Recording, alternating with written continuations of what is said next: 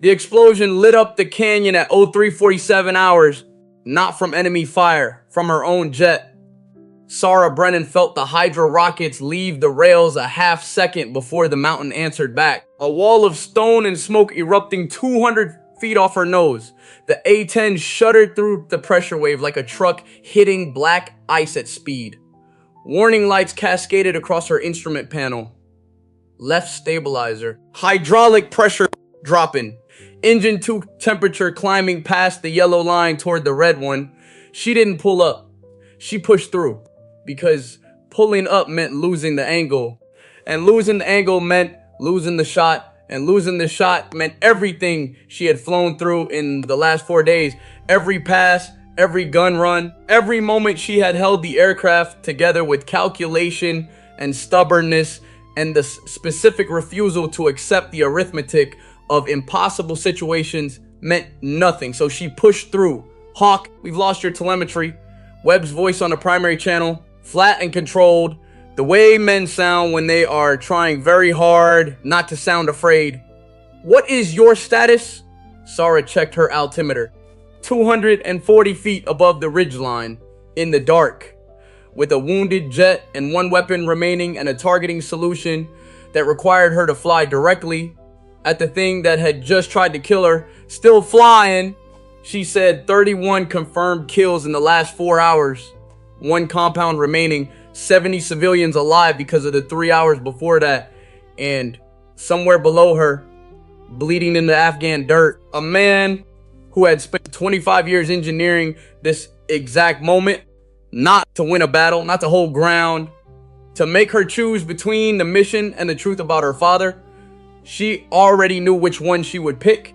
She had known since she was 9 years old, standing in a dress uniform 2 sizes too big, watching a flag get folded into a triangle with the specific precision that the military reserved for grief. Sara Brennan rolled the A-10 into its final attack run. This was what her father had trained for.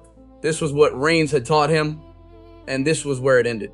The hangar smelled like hydraulic fluid and old decisions. Sara knew that smell the way other women knew the smell of their mother's kitchen.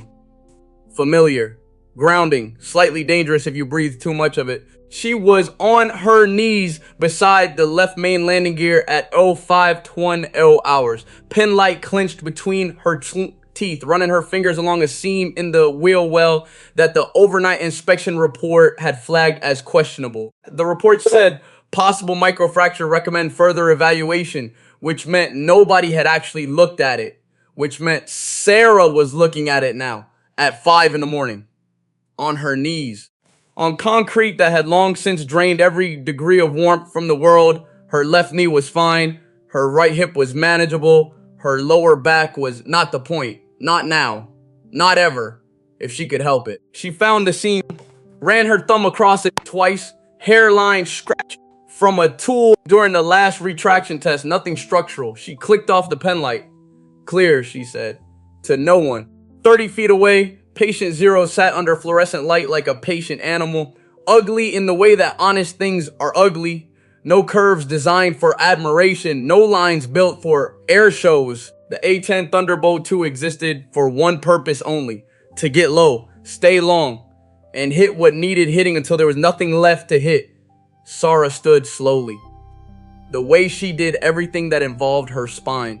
The flight surgeon's note from 2015 had used the phrase significant spinal trauma, had used long-term mobility implications, this one was her personal favorite, strongly advised against high-G combat operations for the foreseeable future. She had read that note 4 times, then she had folded it, set it on the desk, and asked the surgeon very politely whether he had ever pulled a crewman from a burning cockpit at 6,000 feet before losing consciousness himself. He had not. Then she had said, let's talk about what I can and cannot do. That conversation had ended with her file updated to read limited combat clearance pending reassessment. Sara walked out without a limp because she had learned in the 2 years since the RPG hit that the limp appeared when she was tired. And she was not about to be tired in front of a flight surgeon. She was tired now, 5 in the morning. She was allowed Chief Master Sergeant Roy Delaney appeared at the hangar entrance the way he always appeared, without announcement and without hurry, carrying 2 mugs of coffee.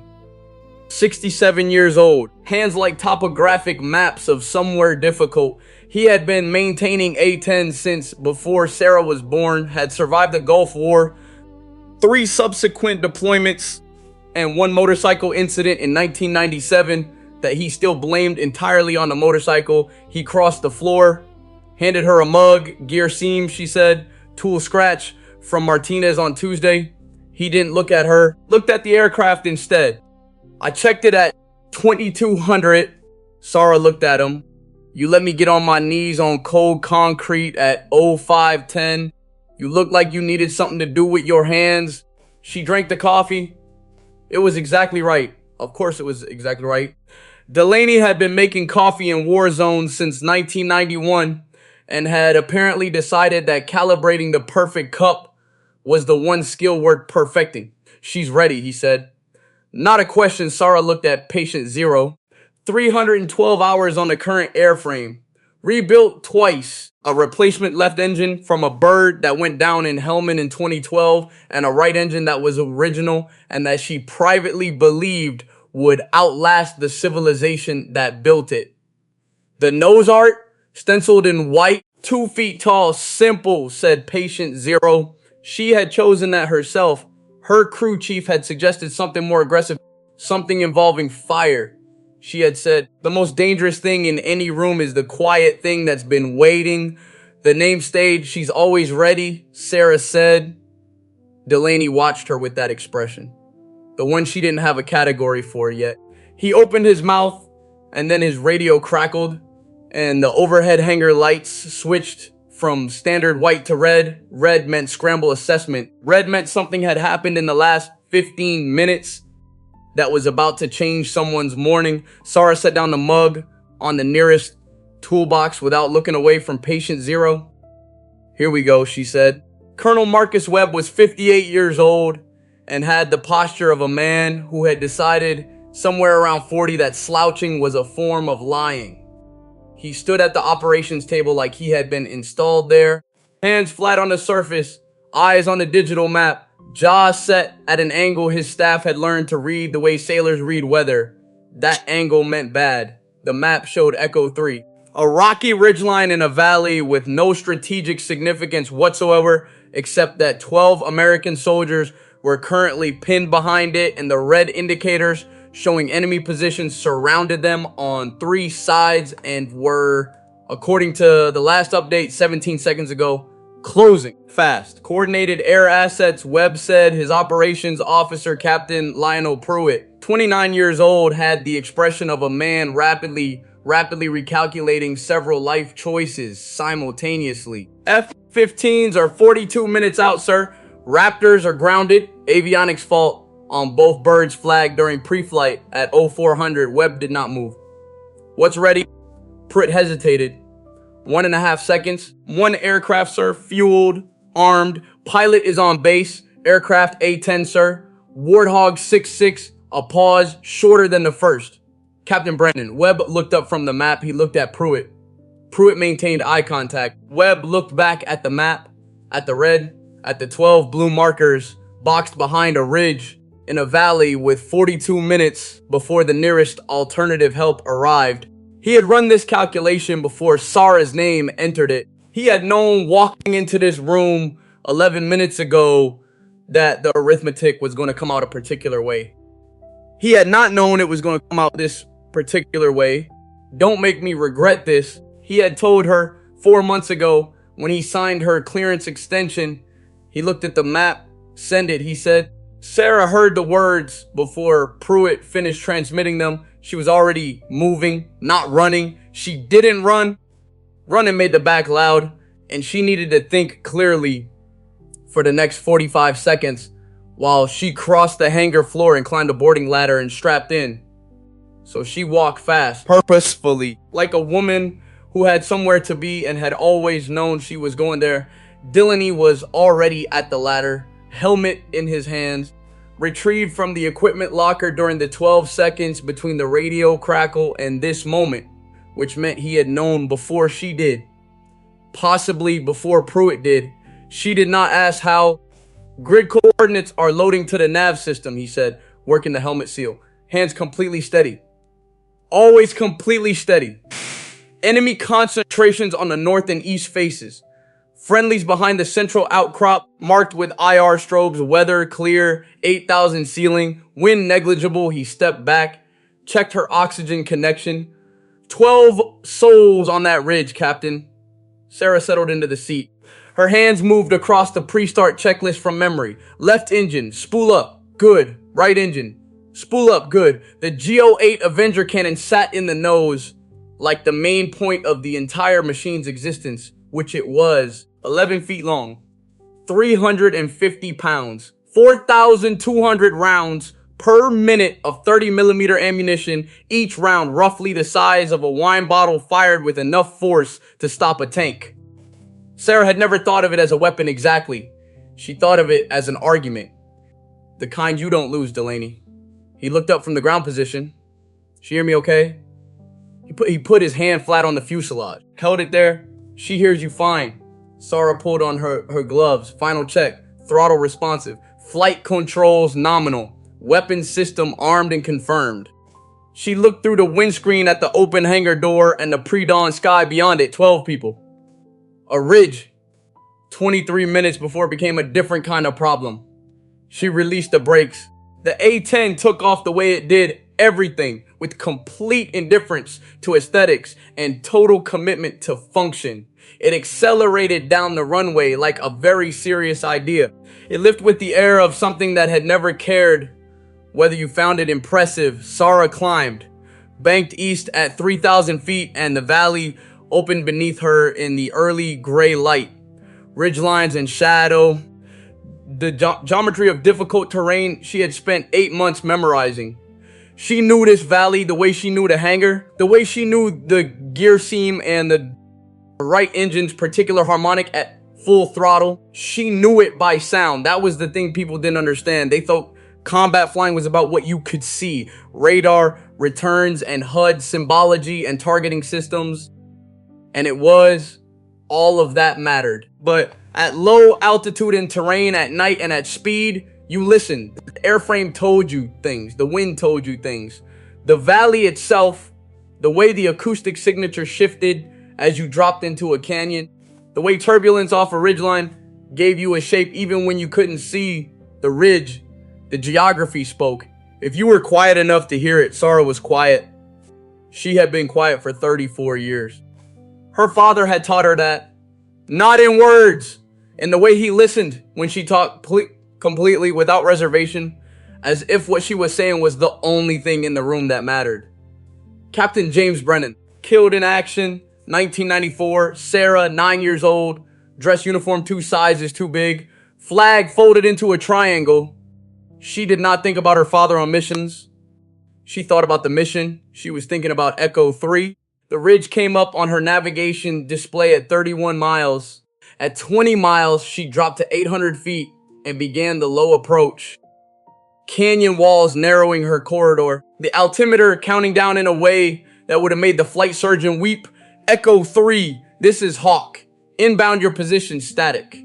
Then a voice, young, slightly ragged. The specific quality of someone who had been under fire long enough to lose the luxury of sounding composed. Hawk, this is Echo 3 actual. Sergeant Tara Mills. 12 personnel. Receiving fire from North Ridge and East approach. Multiple enemy, estimate 20 plus, closing. A pause. You alone up there? Sara checked her weapons display. Full load. The canyon walls fell away as the valley opened. You'll be fine, she said. She pushed the throttle forward. The battle below was visible before it was comprehensible. Tracer fire arcing in the pre-dawn dark. Smoke rising from burning brush. The orange pulse of IR strobes behind the central outcrop. Small, close together. 12 people in the space that should have held 3. And moving toward them from the north and east, the red signatures on her thermal display, coordinated, deliberate, not a mob, a trained force executing a planned maneuver. Sara had 41 minutes before the F-15s arrived. 1,100 rounds in the drum. 7 minutes before the converging forces reached the outcrop. Arithmetic. She already knew how it came out.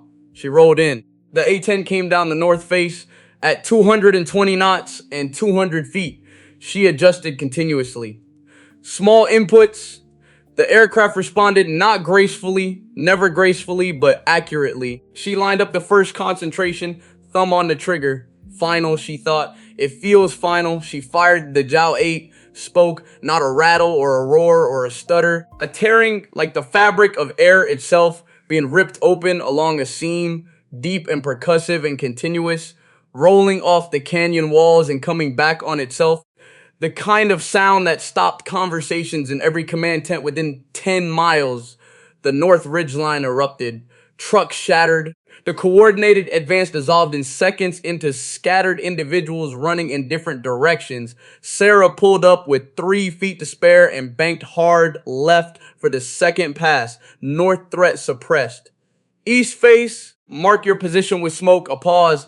Then Mills, copy. Orange smoke, 20 seconds. She was already on the second approach. Tighter. Steeper canyon walls. She computed the solution without looking away from the HUD. The smoke bloomed orange against gray rock. 3 armed figures, 2 with RPGs, working toward the outcrop's blind side. Wrong angle for a straight gun run. She would need to come in offset. Trust the solution. She trusted the solution. She fired. The east approach went quiet. East face suppressed. How are you doing down there? A longer pause. Then a different voice. Young, stunned, Private Danny Kowalski, 22 years old. Apparently alive through circumstances that had not been guaranteed 40 seconds ago. Is that a hog? Mills, that ain't just a hog. That's Hawk. Sara was already on the 3rd pass. She made 6 passes in 11 minutes. On the 4th pass, she found the technical vehicle, a pickup truck with a mounted heavy gun working around the south side of the outcrop with the patience of something that thought it hadn't been seen yet. She had seen it on the 2nd pass. She had prioritized the RPG teams because RPGs were the immediate threat, but she had noted the truck and the driver navigating careful and unhurried, somebody who had done this before. She came in low over the south approach. The driver saw her at the last second. His face appeared in her scope as a pale turning upward. She fired. The truck became something that had been a truck. South threat neutralized. Copy Hawk. Mills again. Something new in her voice. The quality of someone recalibrating their understanding of a situation. You've been up there alone this whole time, just covering the grid. Kowalski's voice faint. We count 0 casualties. 0. In how long? Mills, 14 minutes. Sara checked fuel, enough for another 20 minutes on station, and a full return. She climbed to 3,000 feet and orbited slowly. All 12 blue markers still blue, all of them alive. Below her, small figures emerged from behind the outcrop, moving, waving. One of them jumped, the full body jump of someone with too much adrenaline and no other options for expressing it. She did not wave back. She was still working. The F-15s arrived at 41 minutes. Hawk, this is Talon flight. On station, welcome. Threat suppressed and retreating. Friendlies mobile, extraction in progress. I'm Winchester on gun, low on fuel. She's yours. Copy that. Hawk, the Talon pilot's voice carrying something. Not quite awe. Something quieter. The sound of a person updating a prior assessment. Good work. Sara rolled out and pointed the nose toward home. The landing was unremarkable, which was the goal. She rolled out, taxied back, shut down both engines. Delaney was at the ladder before the engines finished spooling down. He looked at the nose, the flanks, the gun port, blackened with carbon residue.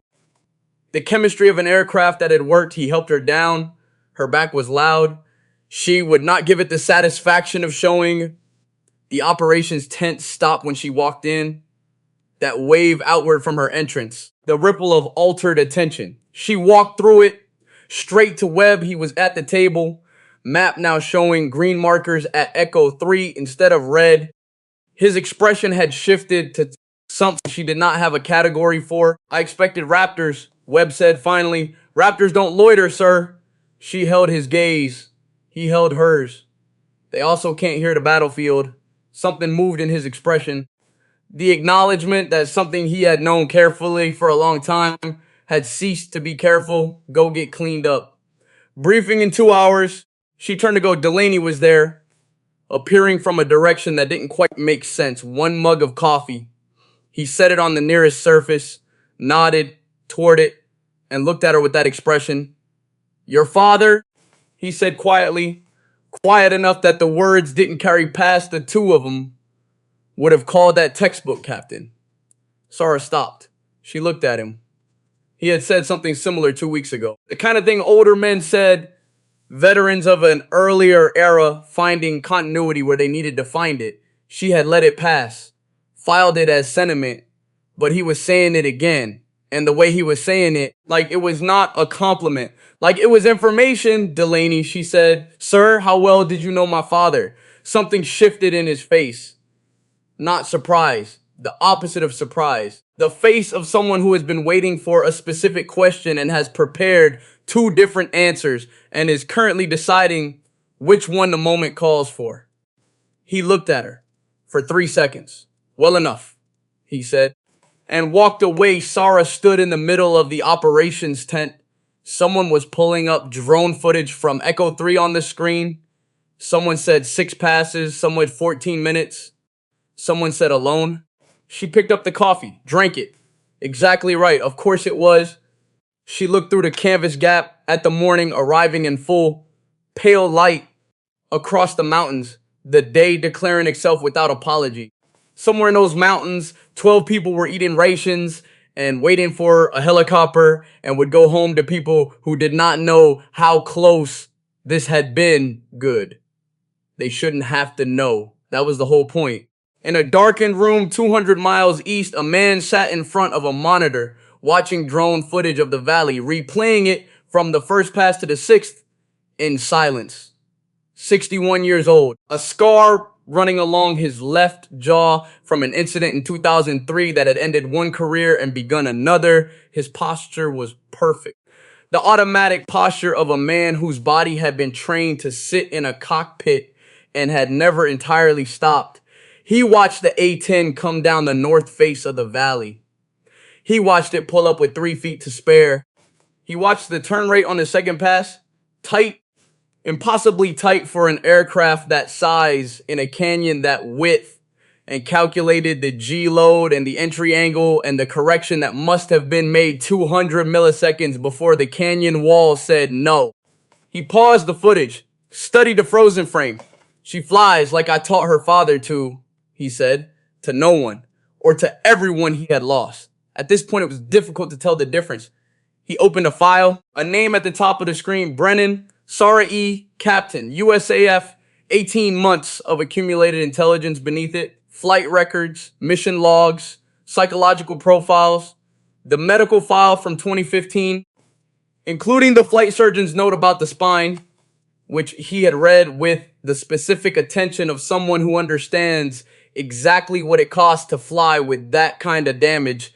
He looked at the file, then at the frozen image of the A-10 against the canyon wall, and he began to plan. 3 days after Echo 3, Sara found a cave by listening to the wind, not metaphorically. Actually, the briefing on Delta 2 had been thorough and completely useless in the way briefings sometimes were. Good intelligence about troop movements, zero intelligence about terrain. A topographic overlay last updated in 2011. Major Renata Vasquez had stood at the front of the room with her precise diction and described the target area with the authority of someone reading from a document.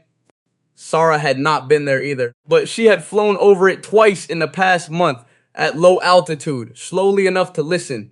There was a cave system on the north face of the second ridgeline. Not large, not obvious. The kind of thing that showed up as shadow in aerial photography and got dismissed as rock formation. But when you flew over it at 200 feet with the right crosswind, the air changed. The acoustic signature shifted in a way that meant hollow space behind rock, which meant the weapons cache the intelligence report placed on the valley's floor was almost certainly 30 feet underground. She had noted it, filed it, said nothing, because saying I heard a cave in a briefing room produced a specific quality of silence that was not productive.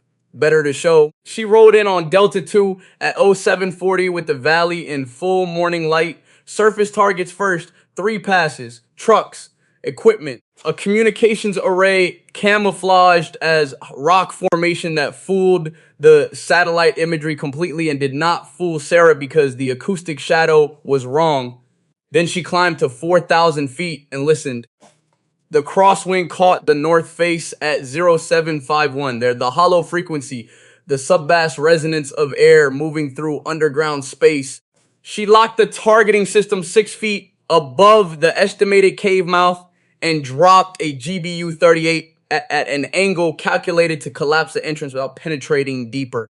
The cave contained approximately 4 metric tons of weapons material that had been moving through 3 provinces for the better part of a decade. She found that out afterward. Vasquez, in the briefing, "You hit that on 1 pass, 2nd pass," Sara said. "First attempt, I was 6 feet right. That was your miss. I corrected on the 2nd run." The file landed on Webb's desk at 1600 hours. Penumbra, classification level requiring 2 keys and the quality of attention that meant you were reading something you could not unread. Subject, designated ghost. Argo Cell Commander, former military, operating in theater for 14 months. Primary function, strategic disruption, not tactical, strategic. The kind that didn't show up in body counts, but showed up in supply chain failures and communication blackouts and a sequence of ambushes that looked unrelated until you mapped them on a timeline. Someone was running a very long play. Webb turned the page. The next section contained a name, Victor Rains. Webb sat very still. He had not heard that name spoken aloud in 6 years. He had thought about it more often than that, the kind of thought that visited at 0300 hours and did not bring good company. But seeing it printed on a classified document was different from thinking it. Different in the way that a thing becoming real is always different from imagining it. He turned another page. Near the bottom, a notation from a redacted analyst. Brief, clinical. Subject has been collecting intelligence on USF personnel operating in theater. Specific interest noted in operational records of Captain Sara E. Brennan. Origin of request unknown. Nature of interest unconfirmed. Webb read that line 3 times, closed the file, sat for a long time in the silence of a man who has made a decision he cannot unmake and is now determining whether he has enough time to manage the consequences before they arrive on their own. He did not think he had enough time. He was correct. Section 15. The potograph Delaney found Sara in the hangar at 2100 hours. She was sitting on the boarding ladder with her back against the fuselage. Knees up. A cup of cold coffee she had stopped drinking 40 minutes ago but had not put down. Patient zero hummed around her. The cooling metal, the tick-tick of contracting aluminum. She had found over the years that this sound was the closest thing she had to silence. Delaney came in carrying nothing. No coffee. No clipboard. Unusual enough that she watched him cross the floor. "I have something to tell you," he said. "I've been waiting." He reached into his front pocket and produced a photograph. Old. Printed on the matte paper of the early 1990s. 2 men standing in front of an A-10. One of them younger than she had ever seen him. Something in his face that had since become architecture had not yet fully arrived. Delaney. The other man, Sara, took the photograph. She knew that. From photographs on a mantle in a house in Tucson she had not visited in 4 years, from a folded flag in a cedar box on the top shelf of her mother's closet, Captain James Brennan, USAF, 34 years old in this photograph, her age now. She sat with that. Gulf War, Delaney said, August 1991. Muharraq Air Base, he deployed in July. Sara said, he wrote to us every week.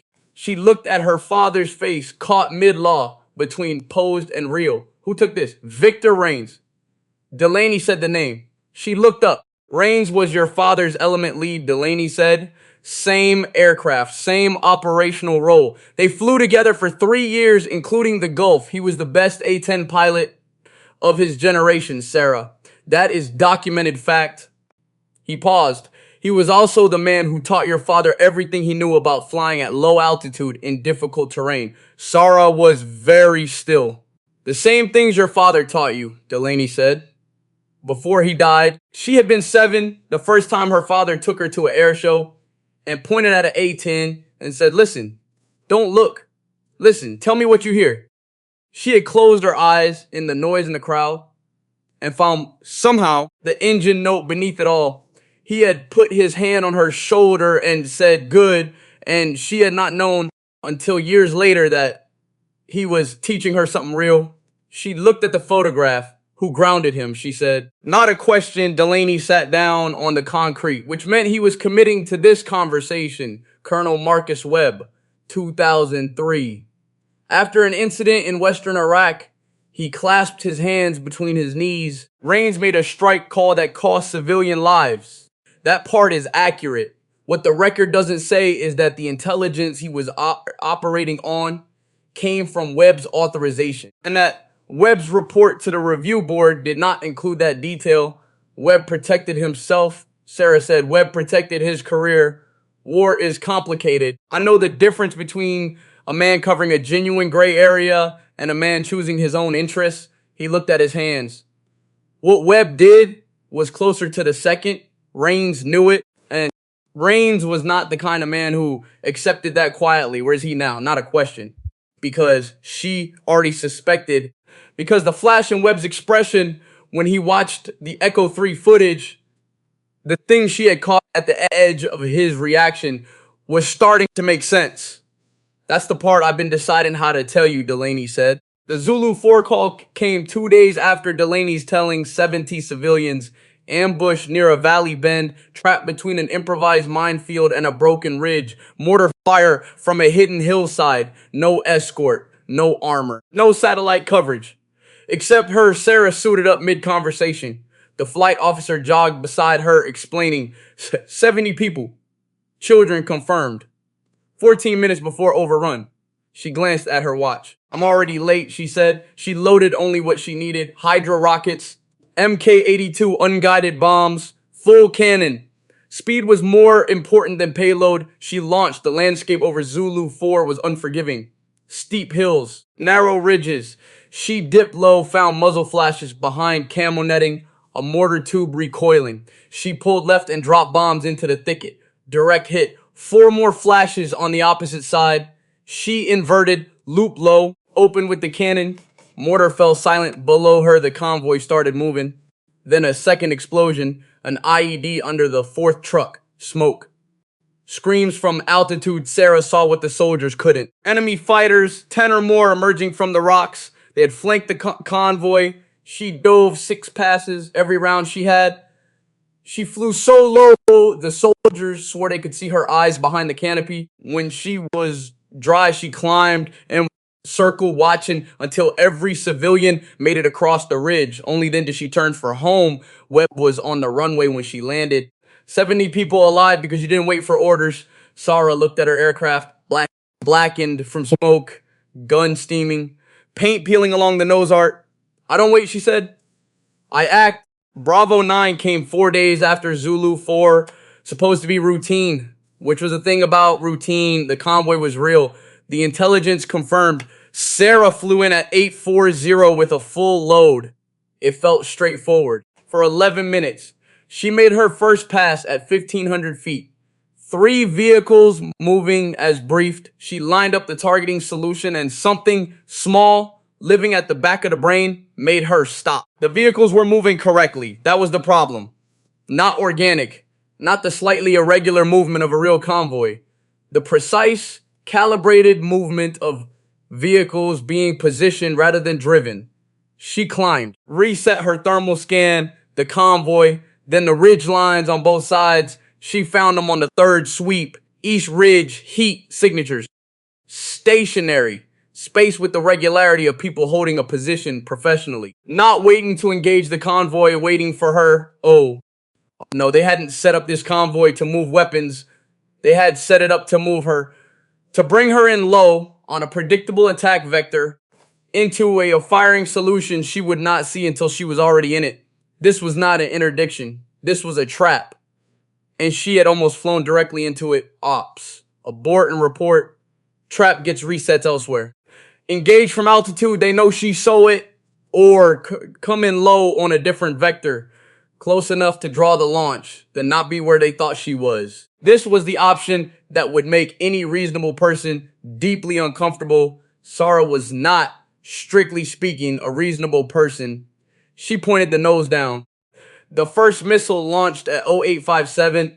She was at 400 feet. Coming in from the west face, the angle that made no conventional sense because it gave her the worst possible approach to the convoy and would only make sense if the convoy was not her target, which it wasn't. The missile came from the east ridge, launch plume on her threat display. She popped flares. The missile tracked the flare bloom and went wide. She banked hard left, dropped to 200 feet. The terrain rushed up and she made the correction, and she was in the canyon below the ridge line with the walls closed on both sides. Second missile, closer. She pulled up over the ridge in a climbing turn that her spine filed a formal complaint about flares. The missile detonated close enough that she felt the pressure wave through the airframe, not structural. She believed the aircraft. She rolled inverted over the ridgeline peak, 1.5 seconds upside down at 800 feet, 6 shooters below. Positions mapped in the climb. She fired upside down because she had to. Uninverted. First 3 shooters gone. She completed the roll, came back, found the remaining 3. Fired again. East Ridge. Clear control. This is Hawk. Bravo 9 is clear. Hostile firing position suppressed. Convoy is stopped. Recommend we treat it as a targeting platform rather than a logistics operation. Webb's voice. Carefully steady. You understand what that was? Yes, sir. Come home. She was fixing the left flap actuator at 1400 hours when Webb came in. He stood at the entrance, then crossed the floor, stopped beside the ladder. Said nothing. You need a hydraulics tech for that, he said finally. She's off shift in 2 hours. I'm not waiting. Webb looked at her hands, the oil, the wrench, the focus of someone who would rather fix something physical than sit with the unfixed things. He understood that. Someone set a trap for me today with very specific intelligence about how I operate, Sara said without looking up. You know something about it. I can see you knowing it. She held his gaze. I'm not asking for the full story tonight. I'm asking whether I'm flying into something tomorrow that you understand. And I don't. A long silence. Not tomorrow, he said. But soon? How soon? Days? Maybe less? She turned back to the actuator. Then I need her flying. Come back in 2 hours. You can either help or stand there. Webb stood for a moment. Then went to the equipment rack. Found a wrench.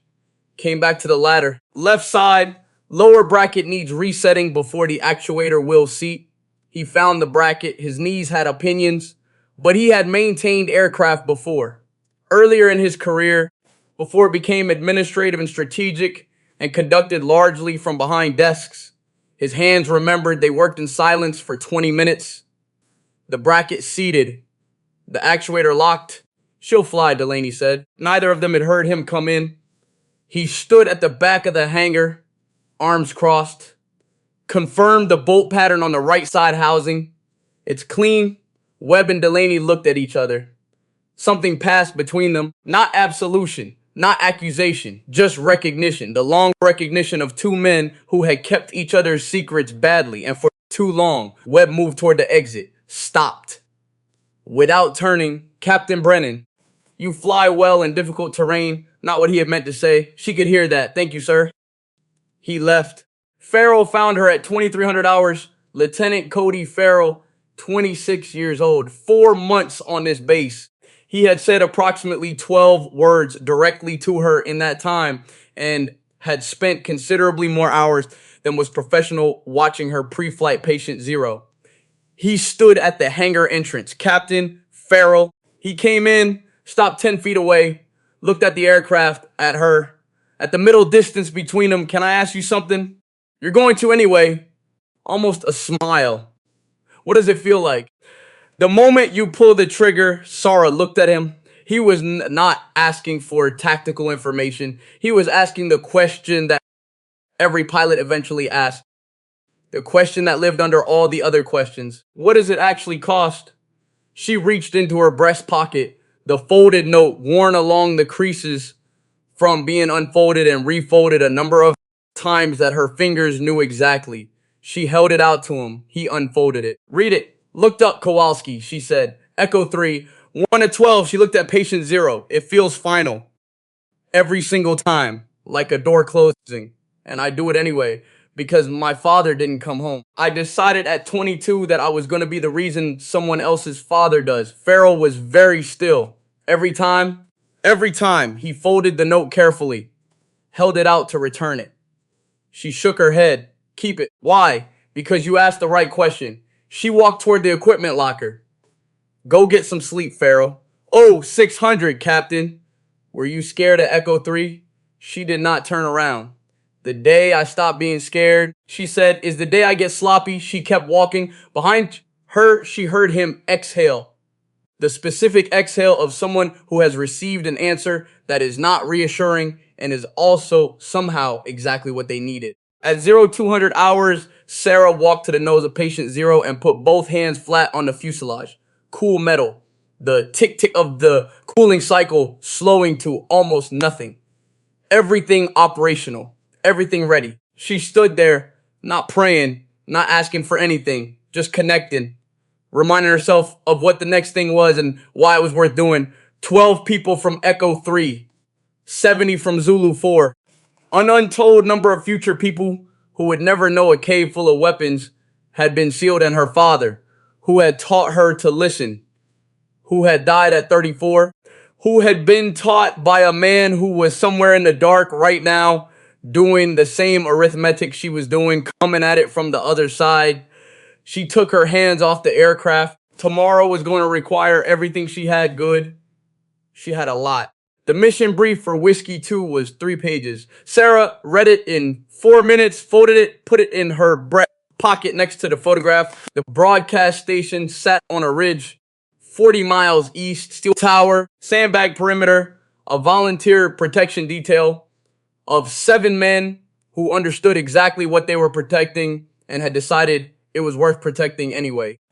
For 8 months, that station had been transmitting footage of convoy rescues and humanitarian airdrops and the slow, difficult work of people trying to keep other people alive. Locals had a name for the A-10 they had seen in the footage. Sean Hawk in Pashto, the bird that hunts from height and strikes with precision and does not miss twice. Sara had not chosen the name. Names like that chose themselves. She launched at 0612, mountain air cold and absolutely clear, the kind of clear that only existed before the day had time to generate its own weather.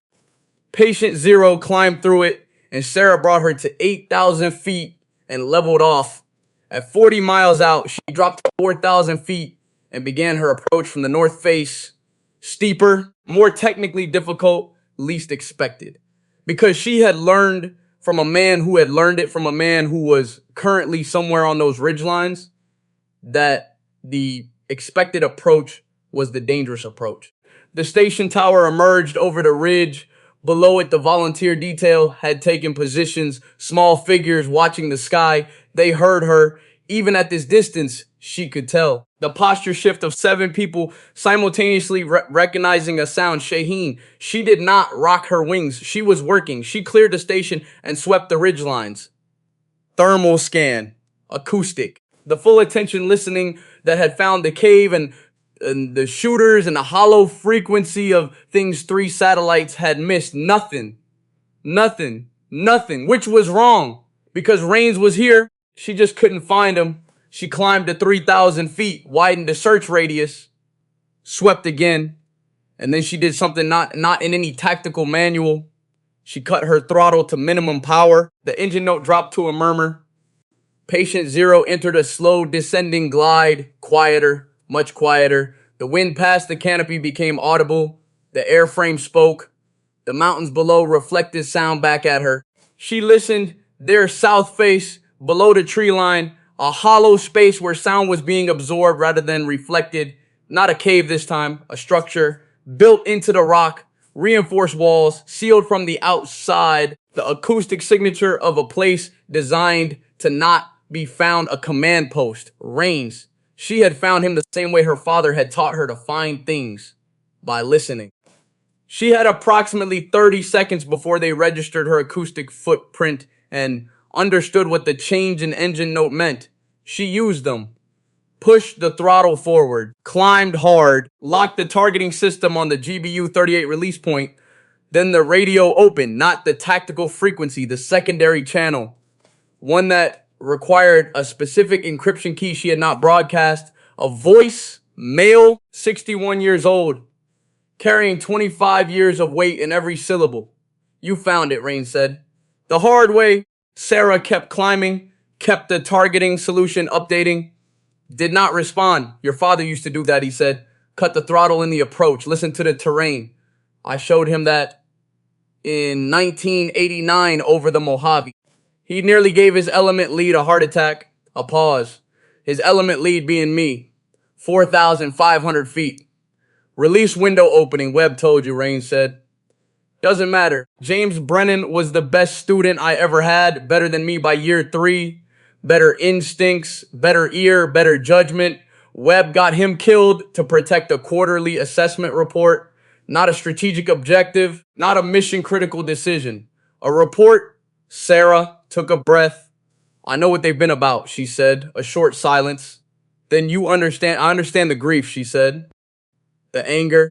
The specific damage that happens when a system fails you and keeps failing you. And the only thing that feels like justice is burning it down. I've been sitting with my own version since I was 9 years old. Then I want you to think about something, cutting him off cleanly. My father spent 6 years flying with you. He trusted you.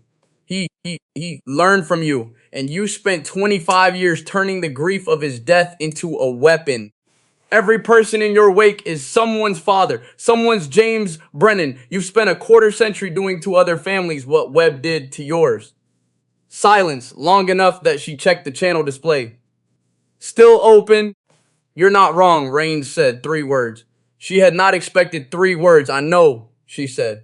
And she meant it. I can't stand down, Brennan. I know that too. The targeting solution went green. Last chance, Colonel. A pause. Shorter than she expected. Do your job, he said. She did. The GBU-38 fell clean. She watched it on the display. The trajectory arc, the terminal guidance correction, the impact point registering exactly on the locked coordinate. The mountain answered with a detonation that was deep rather than loud. The kind of sound a mountain makes when something inside it is ended. She pulled up, banked left, came around for the assessment pass. The structure was gone. The south face had changed shape. Smoke rising from 3 points along the tree line where secondary detonations were working through stored material. She swept the thermal display. No organized positions, no missile launches, no response. Done. She climbed to 5,000 feet and orbited for 4 minutes, watching, confirming the way she always did. Then Webb on the primary channel. Hawk. Assessment target destroyed. No organized resistance. Station is secure. A pause. Copy. Come home. She turned the nose west. 20 miles out. The second call. Webb's voice. Careful. Hawk. Be advised. Rains was not in the structure at time of impact. She processed that. Say again. Thermal analysis indicates the structure was evacuated approximately 4 minutes before impact. Rains is unaccounted for. Believe wounded. No confirmed position. 4 minutes. She had announced herself acoustically when she cut the throttle. He had heard the engine change, had known she had found him. And instead of launching a defense, he had used those 4 minutes to get out. He had not tried to kill her. He had said, do your job. And then he had let her. She sat with that for the rest of the flight home. Webb was on the tarmac, not Delaney. Webb standing at the edge of the runway with his hands at his sides and his posture carrying the specific weight of a man who has decided to stop managing a thing and start facing it. She shut down, climbed down, hit the tarmac. He got out. She said, yes, you knew he would. I hoped he wouldn't have to. Something shifted in those words. She found the shift and looked at it. You didn't want him dead. She said, I wanted it to be different 25 years ago. 15 years ago, 4 months ago, when you arrived and I looked at your file and saw your father's name, and I knew Rains had seen the same file and was already moving. He looked at his hands briefly, then back at her. I kept telling myself I would find a way to tell you that costs less. There wasn't a version that cost less. Sara said, no, you made a call in 1994 that killed my father. Yes. And you spent 25 years not saying so. Yes. The morning light was full. The bass moved around them in its normal rhythms. They stood in the middle of it like a conversation that had been waiting a very long time. Sara felt it. The full weight. The 9-year-old with the flag. The 22-year-old deciding to be the reason someone else's father came home. 34 years of carrying something whose full shape she hadn't known until now. Does it change the last 4 months? Webb said Sara thought about Echo 3. 12 people alive. Zulu 4. 70 people alive. Patient 0 on the runway at 05112 with both engines running and a valley full of red markers that needed answering. No, she said he exhaled. Long. Slow. 25 years in it. Then I owe you, he said. Yes. Start with the official record. My father's, I'll file the correction today. And Rains's, that's more complicated, I know. Do it anyway. She picked up her helmet, started walking. Captain Brennan, she stopped. He said something. In the last radio contact before the strike, the station intercepted it on open frequency. She waited. Webb looked at the ridgeline in the distance. The smoke from Whiskey 2 had dissipated. The mountain looked the same as it always looked. Patient, indifferent, older than everything happening on its surface, he said. Tell her she flies better than either of us. Sara stood with that, then nodded once, and walked to the debrief room. The footage aired that afternoon from the station at Whiskey 2, running on its transmitter, broadcasting hours of accumulated footage. And now this morning's footage, the A-10 coming in low over the ridge. The silhouette of Patient 0 against the morning sky, banking, climbing, gone. In a refugee camp 40 miles south, a woman watched it on a salvage television. She watched the footage twice, called her children over. Her youngest, a boy of 8 who had never seen an aircraft that was not dropping things he was afraid of, watched the silhouette and asked what it was. She told him the next morning, someone painted a wall, not an artist. A person would paint in something to say and a surface to say it on. An A-10, wings back, cannon nose forward, rising over a red sun the way things rise when they have decided to beneath it. One word, Shaheen. Sara did not see it for 3 days. When she did, Delaney was with her. He had found the photograph on his phone, sent from a contact in the region, and held it out without comment. Let her look. She looked for a long time. Your father would have... Delaney started, I know, she said quietly, not cutting him off, just knowing he put his phone away. She looked at Patient 0 on the flight line, at the mountains, at the sky. Farrell's ready for his first solo evaluation run, she said. I was thinking next week, Delaney said. Tomorrow. He looked at her. He listens, she said, simply, as if that settled it, because it did. The ceremony at the Pentagon was 3 weeks later. Distinguished Flying Cross. She stood at the podium in a Herbaloo's, found Delaney in the third row. Farrell 2 seats down, Webb at the end of the row, sitting with the posture of a man who had done something difficult recently and was still settling into what came after. She looked at her notes, put them down. I fly because people need me to fly. I fight because people need me to fight. And I come home because I want to make sure someone else gets to do the same. She looked at the room. War isn't about jets or weapons.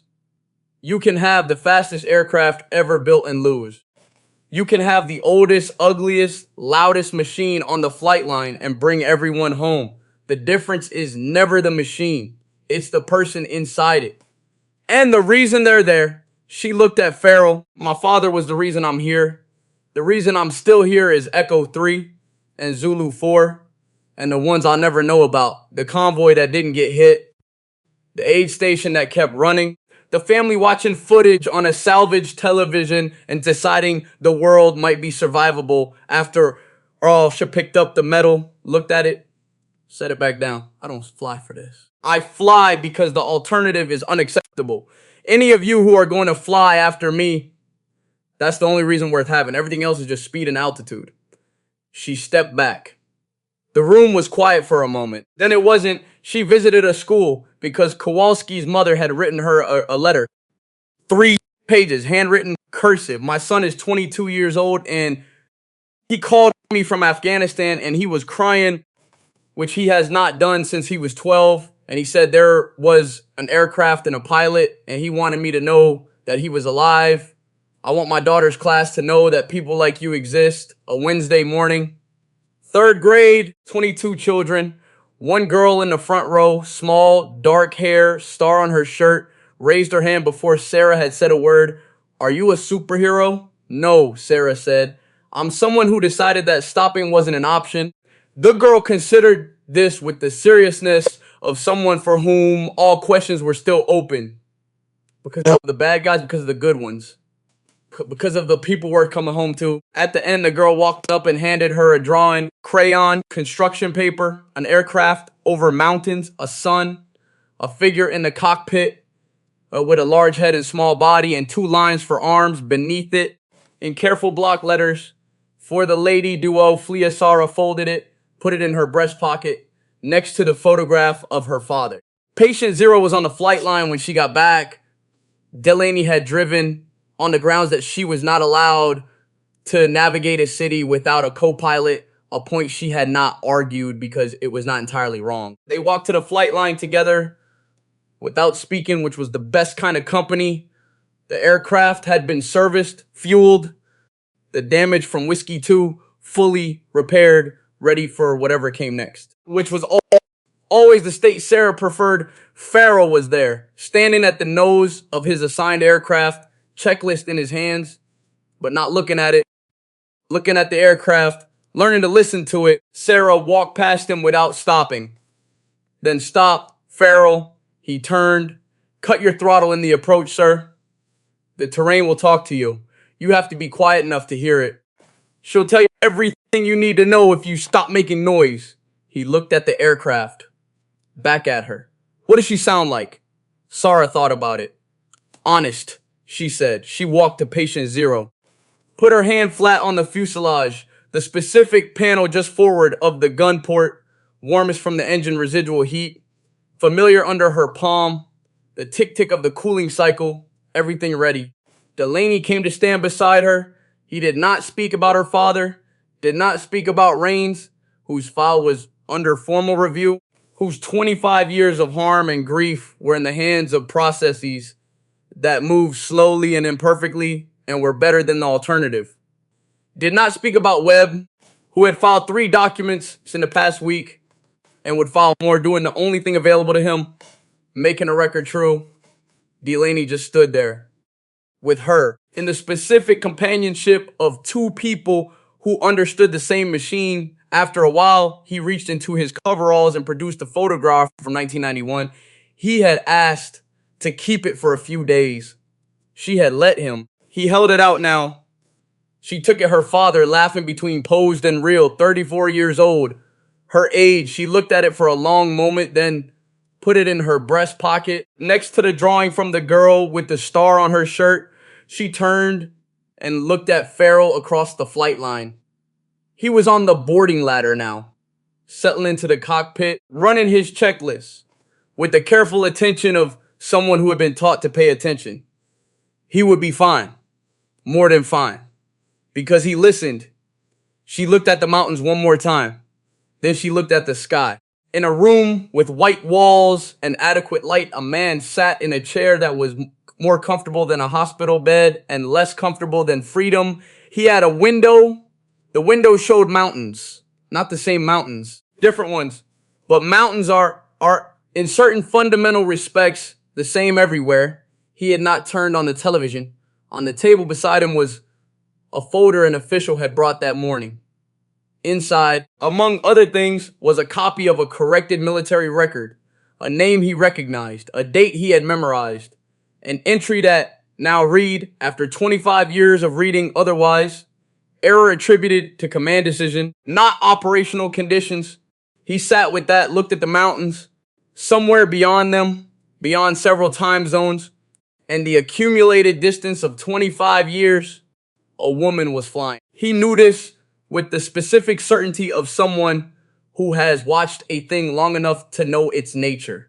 Flying and listening and the terrain talking back, and her answering it the way her father had answered it, the way he had taught her father to answer it. In 1989 over the Mojave, when the trick of cutting the throttle was new and the world was younger and everything that came after was still ahead, he closed the folder. He looked at the mountains, and for the first time in a very long time, Victor Reigns did not plan anything. He just looked, and somewhere in the looking, in the particular quality of afternoon light on stone, something that had been held at a specific tension for 25 years released, not forgiven, not resolved, but released, which was, he had learned the closest thing available. For now, it was enough.